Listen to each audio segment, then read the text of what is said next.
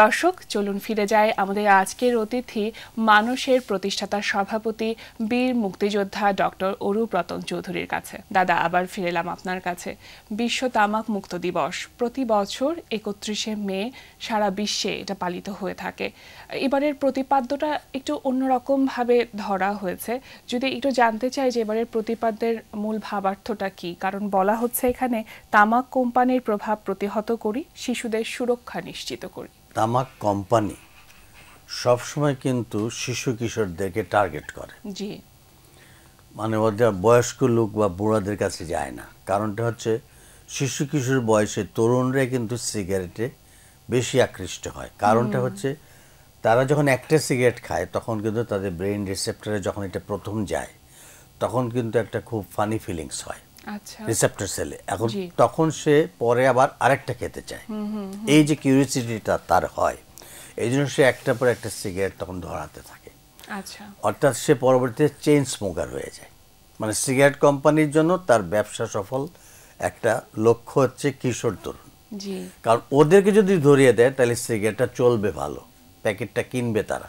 অবশ্যই এই উদ্দেশ্যকে লক্ষ্য করে এবারে প্রতিপাদ্য দেওয়া হয়েছে যে তামাক কোম্পানি এই যে শিশু কিশোরদেরকে আকৃষ্ট করার জন্য নানান ধরনের কৌশল অবলম্বন করে, সেইগুলোর থেকে যেন আমরা প্রতিহত করতে পারি। আবার দাদা, আরেক অর্থে শিশুদের সামনে যখন কেউ ধূমপান করছে সেটা তো শিশুদেরকে প্রভাব ফেলছে অবশ্যই, শরীরের উপর। ঠিক কথা। এখন এক সময় ছিল যে বাবা বা গার্জিয়ান অভিভাবক ঘরে বসে সিগারেট খেতেন, সেটা তো যেটা বলছো যে শিশুরা দেখে দেখে সেটা শিখতো, বা টিচাররা স্কুলে খায় তাদের দেখে ছাত্ররাও শিখে। তো সেই ধরনের জিনিসগুলোও কিন্তু এখন বন্ধ হয়ে যাচ্ছে, এখন প্রায় বন্ধই বলা যায়। কারণ আমরা তামাক নিয়ে এতদিন যাবৎ সংগ্রাম করছি। আমি তো 40 বছর যাবৎ এই বিটিভির থেকে শুরু করেছি, যখন কোনো চ্যানেলও ছিল না। প্রথম এই ধূমপানি অনুষ্ঠান আমি শুরু করি প্রায় 40 বছর আগে। তো এখন তো মানুষ একটা সচেতন অনেক হয়েছে, এখন ঘরে কোনো এস্ট্রে পাওয়া যায় না। আমি যেমন আগে অনুষ্ঠান শেষে বলতাম প্রতিটি ঘরের চাহিদানি আজ থেকে হোক ফুলদানি। তো ওই রকম সবগুলো ঘরের চাহিদানি কিন্তু এখন ফুলদানি হয়ে গেছে। মানুষ সচেতন হচ্ছে, হয়তো লুকিয়ে চাপিয়ে খাচ্ছে, বাইরে গিয়ে খাচ্ছে, ছেলে মেয়েদের সামনে খাচ্ছে না। এইটুকু অন্তত তাদের মধ্যে একটা মানে তাদের একটা সচেতনতা বেড়েছে, জায়গাটা তৈরি হয়েছে। তবুও আমরা প্রায় এখনো দেখি যে তারা প্রকাশ্যে বা অনেকেই ধূমপান করে এবং শিশুরা সেগুলো দেখেও শিখতে পারে, এটাও ঠিক। তবে আমরা যেহেতু এখন থেকে শিশুদেরকে এবারে স্লোগানে বলা হয়েছে যে ওদের তামাক কোম্পানি ওদেরই টার্গেট, সুতরাং আমরা যেন ওই যে কথাটা তুমি বলছো এটা খুব ইম্পর্টেন্ট, যেন পিতামাতারা যেন শিশুদের সামনে না করে, শিক্ষকরাও যেন ছাত্রছাত্রীদের সামনে না করে, এবং আমরা যে তামাক কোম্পানির যে বিভিন্ন ধরনের টেকনিকগুলো তারা অবলম্বন করছে এখন, যেমন ধরো এখন কিন্তু টেলিভিশনের থেকে মানুষ কিন্তু সোশ্যাল মিডিয়াতে বেশি যাচ্ছে, মোবাইল ফোনে, এবং সোশ্যাল মিডিয়া দিয়ে প্রভাবিত হচ্ছে। এবং ওটিটি প্ল্যাটফর্মে এখন যে নাটকগুলো দেখানো হচ্ছে সেগুলোতে প্রথম দৃশ্যই ধূমপানের। জি দাদা, একটি বিষয় জানতে চাইবো আপনার কাছে যে বর্তমানে বা আজকের এই দিনে বাংলাদেশ কিভাবে বিশ্ব তামাক মুক্ত দিবস পালন করছে? এবারে বিশ্ব তামাক মুক্ত দিবস পালন হচ্ছে জাতীয় পর্যায়ে। স্বাস্থ্য পরিবার কল্যাণ মন্ত্রণালয়ের উদ্যোগে একটা বড় অনুষ্ঠান হচ্ছে অডিটোরিয়ামে। এইটা আমাদের ফজিলত হাসান মুজিব যে অডিটোরিয়ামটা আছে শাহবাগে, সেখানে হচ্ছে। এবং আমরা মানুষ থেকে কিন্তু বিভিন্ন এনজিও যারা তামাক বিরোধী সংগঠন তারাও তার মতো করছে। আমরা মানুষ থেকে 2 দিন ব্যাপী অনুষ্ঠান করছি। আমরা 30 তারিখে একটা করেছি প্রেস কনফারেন্স জাতীয় প্রেস ক্লাবে। 31 তারিখে আজকের দিনে আমরা বিকাল 3টায় উদয়ন স্কুলে করব। আচ্ছা, কারণ আমরা কেন ওই যে আমরা বলতে দাদা এটাকে মানুষ করছে। আচ্ছা, আমরা করছি কেন, আমরা মানুষ থেকে আমরা সবসময় স্কুল বেসড ছাত্রছাত্রীকে টার্গেট করে আমরা প্রোগ্রাম করি।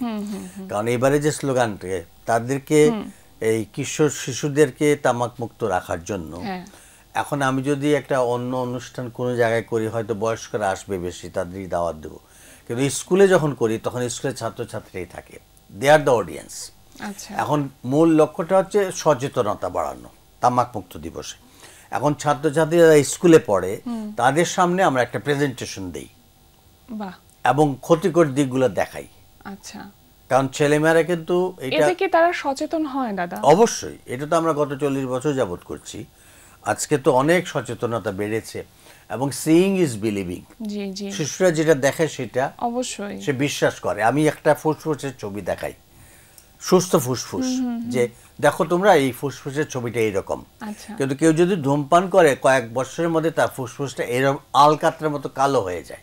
জি, তো বীভৎস দৃশ্য।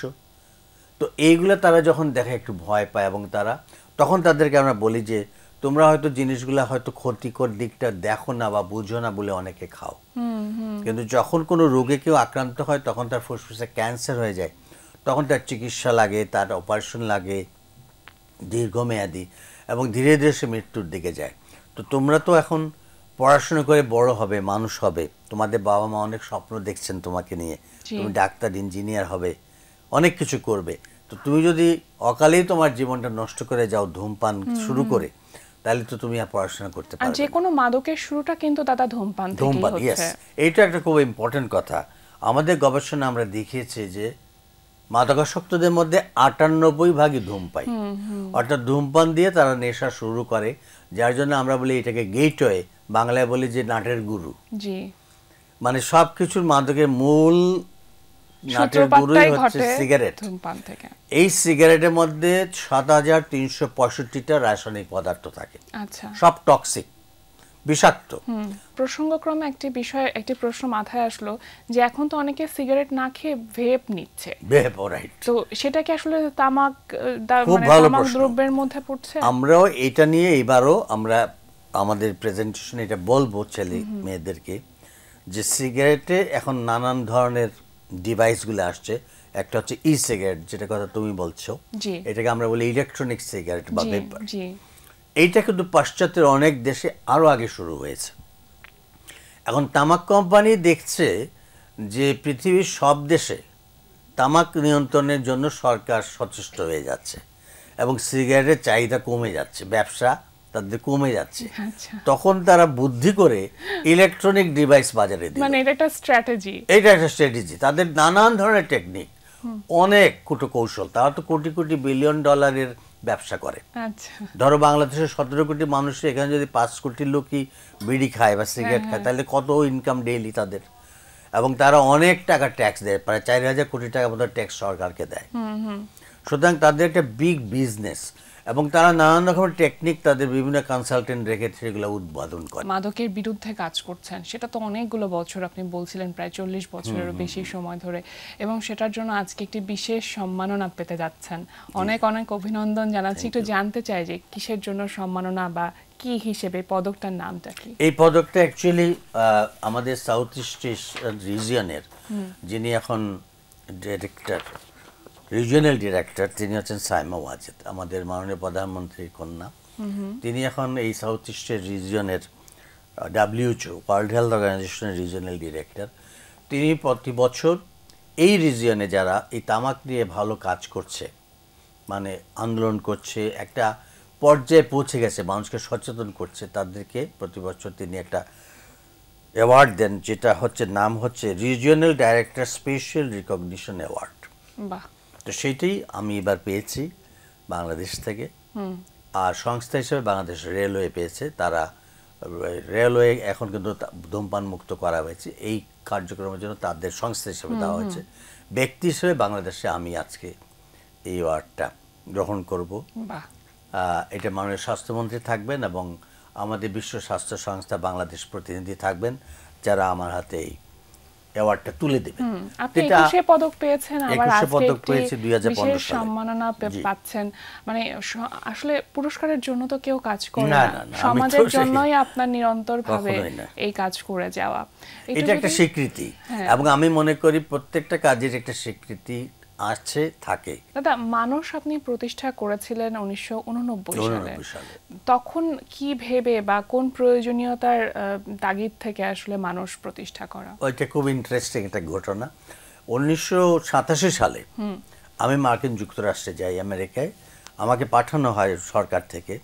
এটা একটা ইউএস এইড, মানে ইউএসআইএস, যে ইউনাইটেড স্টেটস ইনফরমেশন সার্ভিসের একটা স্পেশাল ইনভাইটেশন ছিল আমেরিকা থেকে। যারা এইসব নিয়ে কাজ করছে তাদেরকে আমেরিকাকে আমেরিকাতে নিয়ে যাবে এবং সেখানে কিভাবে মাদক ধূমপান এগুলা কন্ট্রোল করা হয়, রিহ্যাব সেন্টারগুলা দেখানো হবে। তো আমি সেভাবে 87 সালে যাই এবং প্রায় 6-7টা স্টেটে, নিউ ইয়র্ক থেকে শুরু করে অনেকগুলো স্টেটে আমাকে ঘুরিয়ে দেখানো হয় যে কীভাবে তারা মাদক নিয়ামক কেন্দ্রগুলো প্রতিষ্ঠা করেছে এবং কীভাবে মাদকাসক্তদের চিকিৎসা দিচ্ছে। তো আমি ফিরে আসার পরে আমি দেশে এসে সিদ্ধান্ত নিলাম যে এটা এমন একটা অভিশপ্ত জীবন, মাদকাসক্ত যারা হয় ফ্যামিলি থেকে তারা ডিটাচ হয়ে যায়, তাদের জীবন নষ্ট হয়ে যায়, ফ্যামিলি একটা বিরাট অভিশাপের মধ্যে থাকে এবং তাদের চিকিৎসা অনেক ব্যয়বহুল এবং অনেক লং টাইম। তো এইটা যদি আমি বাংলাদেশে একটু শুরু করতে পারি এই ধরনের অ্যাওয়ারনেস প্রোগ্রাম, তখন আমি ধূমপান দিয়ে প্রথম শুরু করলাম, একটা টেলিভিশন প্রোগ্রাম করলাম বাংলাদেশ টেলিভিশনে এবং তারপর আমি এই সংস্থাটা গঠন করলাম 89 সালে এবং তখন থেকে প্রতিটা স্কুলে আমরা যাওয়া শুরু করলাম মানুষ থেকে। স্কুল প্রোগ্রামগুলো বেশি করলাম বা ঢাকা শহরের সবগুলো স্কুল, কলেজ, ইউনিভার্সিটিতে আমরা গিয়েছি, বাইরেও গিয়েছি, যে ওখানে তাদেরকে ছাত্রছাত্রীদেরকে আমরা ওগুলো দেখাতাম যে দেখো ধূমপানে বা মাদকে আমাদের দেহের উপরে কি প্রভাবটা পড়ে। তোমরা যদি কোনোদিন কোনো বন্ধুর প্ররোচনায়, কারণ এগুলো তো বন্ধুদের প্ররোচনায় হয়, পিয়ার গ্রুপ প্রেশার বলি আমরা, সুতরাং এটা তোমাকে বলতে পারে চল আজকে একটা সিগারেট খাই বা আজকে এইরকম আনন্দের দিন আমরা একটু আনন্দ করবো, আবার একটা সিগারেট খাই বা একটা মাদক নেই, আর খাবো না, আজকের দিনটাই খাই। কিন্তু প্রথম দিনেই যাতে সে না করতে পারে, মানে যখন তার বন্ধু তাকে অফার করবে চল একটা সিগারেট খাই বা আজকে একটা পার্টি চলছে চল একটা ইয়াবা খাই বা ফ্যান্সি ডিল খাই, কোকেন খাই, এগুলা যাতে সে না করতে পারে সেইটা তাকে আমরা মানসিকভাবে তৈরি করে দিই। তো এটা এত খারাপ জিনিস, আমি জানি এটা খেলে লাং ক্যান্সার হয়, ফুসফুসে ক্যান্সার, হার্ট ডিজিজ হয়, আমার ব্রেন নষ্ট হয়ে যায়, আমি পড়াশোনা করতে পারি, আমি এই জিনিস খাই না ভাই, মাফ করো আমি এটা খাই না, তুমিও ছেড়ে দাও। এইটা বলার একটা তার মধ্যে কমিটমেন্ট আমরা তৈরি করে দিই, সেই কনফিডেন্সটা তৈরি করি এবং স্কুল প্রোগ্রামগুলোতে আমরা সেই কাজগুলোই এতদিন যাবত করছি। আচ্ছা, আর মানুষের এমনিতে সারা বছরের কার্যক্রম হচ্ছে আমরা মিডিয়াতে বিভিন্ন ধরনের প্রোগ্রাম করি। আমি তো একটা 2015 সালে চলচ্চিত্র নির্মাণ করেছি এই মাদকাসক্তির উপরে, স্বর্গ থেকে নরক, এখন ইউটিউবে এই চলচ্চিত্রটা আছে। এই প্রথম বাংলাদেশের ধূমপান ও মাদক নিয়ে পূর্ণদৈর্ঘ্য চলচ্চিত্র।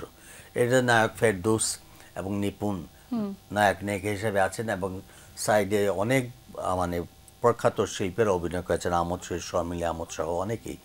আমি চেয়েছিলাম যে একটা বিনোদনের মাধ্যমে, এখন ছায়াছবি তো দেখে তরুণরা, তাই না, যাতে করে একটা শিক্ষা তাদের দেওয়া যায়। অর্থাৎ প্রতিটি ঘরে যে মাদক ঢুকে যাচ্ছে, কিন্তু ফ্যামিলি এখানে কি করবে, অসহায়। দাদা, এখন যেরকম মাদকের প্রভাব, 1989 সালে মাদকের প্রভাবটা কি একই রকম ছিল নাকি বর্তমান সময়ে আরো বেড়েছে? এখন তো অনেক বেশি। এবারে বইমেলা আপনার লেখা একটি বই এসেছে ধূমপান থেকে মাদকাসক্তি, এটার মূল বিষয়বস্তুটা কি? গল্পের আকারে এসেছে নাকি কিভাবে এসেছে? এটা বিভিন্ন তথ্য আসছে, তথ্য আকারে। কেন ধূমপান থেকে মাদকাসক্তি হয়? কারণ সিগারেট খেলে আমরা অনেক গুরুত্ব দেই না, বাবা মারা অনেক সময় দেখলে ছেলে মেয়েদের বলে যে ওটা বড় হয়েছে খাবেই তো, কিন্তু এটা তো একটা নেশা এবং এই ধূমপান থেকে সে আস্তে আস্তে হার্ড ড্রাগসে যাবে, সে অ্যালকোহলে যাবে, সে হিরোইন, কোকেন খাবে, ইয়াবা খাবে। সুতরাং নাটের গুরু তাকে এখনই বোঝাতে হবে। এই জন্য বইটা লেখার উদ্দেশ্য হচ্ছে প্রতিটি স্কুল কলেজে লাইব্রেরিতে যাতে এই বইটা থাকে, কারণ আমরা তো অনেক বই লাইব্রেরিতে পাই না, এখন স্বাস্থ্য সম্পর্কিত বই নাই। তো এই ধরনের বই আমি প্রতি বছরই বইমেলাতে আমরা একটা স্টল দেই, মানুষ নামে বইমেলাতে 1 মাস বই আমাদের স্টলটা থাকে এবং এই ধরনের বই আমি লিখি এবং আমার প্রায় 40টার মতো বই বেরিয়ে গেছে।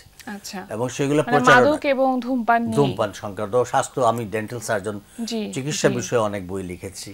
তো এইগুলো স্বাস্থ্য সচেতনমূলক বই আসা উচিত বাজারে, খালি গল্প উপন্যাস দিলে তো হবে না, মানুষকে সচেতন করতে গেলে এই ধরনের বইয়ের প্রয়োজন এবং লাইব্রেরিতে এই ধরনের বই থাকা উচিত। সমাজ সুরক্ষার জন্য এই ধরনের মানে বইগুলো ভীষণ রকম গুরুত্বপূর্ণ এবং আমাদের সংস্কৃতি মন্ত্রণালয় পাবলিক লাইব্রেরির মাধ্যমে এগুলো বই নিচ্ছেন এবং তারা সারা বাংলাদেশে পাবলিক লাইব্রেরিতে বইগুলো ছড়িয়ে দিচ্ছেন। এটা আমাদের জন্য একটা ভালো মানে দিক, যে আশাব্যঞ্জক একটা বিষয়, তারা সহযোগিতা করছেন আমাকে। একেবারে যেহেতু শেষ পর্যায়ে চলে এসেছি, আজ বিশ্ব তামাক মুক্ত দিবস, সব শেষে দর্শকদের উদ্দেশ্যে যদি আপনার কিছু বলার। আপনার ছেলে মেয়েদের দিকে একটু খেয়াল রাখুন, তারা হয়তো এই বয়সে, তরুণ বয়সে, কিশোর বয়সে তারা নানা ধরনের তাদের কৌতূহল হতে পারে, বন্ধুর প্ররোচনায় বা পিয়ার গ্রুপ প্রেসারে তারা একদিন সিগারেট গ্রহণ করতেও পারে এবং তখন হয়তো সে মাদকাসক্ত হয়ে যাবে, বুঝতেও পারবেন না। সুতরাং সন্তানের সঙ্গে সবসময় বন্ধুসুলভ আচরণ করুন, তার বন্ধু কারা, তার সঙ্গে আপনি পরিচিত হন, সে কোনোদিন কোনো সিগারেট খেলে, যাতে করে সে আপনাকে এসে বলতে পারে যে সে আজকে সিগারেট খেয়েছে। আপনি সেই সব ক্ষতিকর দিক সম্পর্কে তার খাবার টেবিলে বসে আলাপ করতে পারেন। সে আজকে কি করলো, কেন সে আজকে টাকাটা চাইলো, সে টাকা দিয়ে কি করলো, তার পড়াশোনাটা নিয়মিত কেমন করছে, তার হোমওয়ার্কগুলো দেখবেন, এবং সে নিয়মিত স্কুলে ভালো রেজাল্ট করছে না খারাপ রেজাল্ট করছে, সেগুলো আপনার সঙ্গে একটু কোঅর্ডিনেশন থাকতেই হবে। এবং সেটা যদি থাকে তাহলে অবশ্যই আপনার সন্তান ধূমপান, মাদক, তামাক মুক্ত অবশ্যই থাকবে। প্রিয় দর্শক, এতক্ষণ কথা হচ্ছিল অতিথির সঙ্গে। এবার সময় হলো বিদায় নেবার। আমাদের অনুষ্ঠান সম্পর্কে আপনার যে কোনো মতামত ও পরামর্শ জানাতে লিখুন এই ঠিকানায়। প্রযোজক দিন প্রতিদিন, Bangla vision, note tower, 110 বীরত্তম CR Dutta road, Dhaka 1205। Phone 96320303 আমাদের ইমেইল অ্যাড্রেস dinprotidin@banglavision.tv। সুইস দার্শনিক হেনরি অ্যামিয়েলের একটি উক্তি বলে বিদায় নেব আজ। তিনি বলেছেন, কেউ অপমান করলে আপনার যদি মন খারাপ না হয় তাহলে সত্যিকার অর্থে তখন আপনাকে অপমান করার চেষ্টা করা হয়েছিল। প্রিয় দর্শক, সবাই ভালো থাকুন, সুস্থ ও সুন্দর থাকুন। আজ সারাদিন সবার জন্য শুভ ও কল্যাণময় হোক।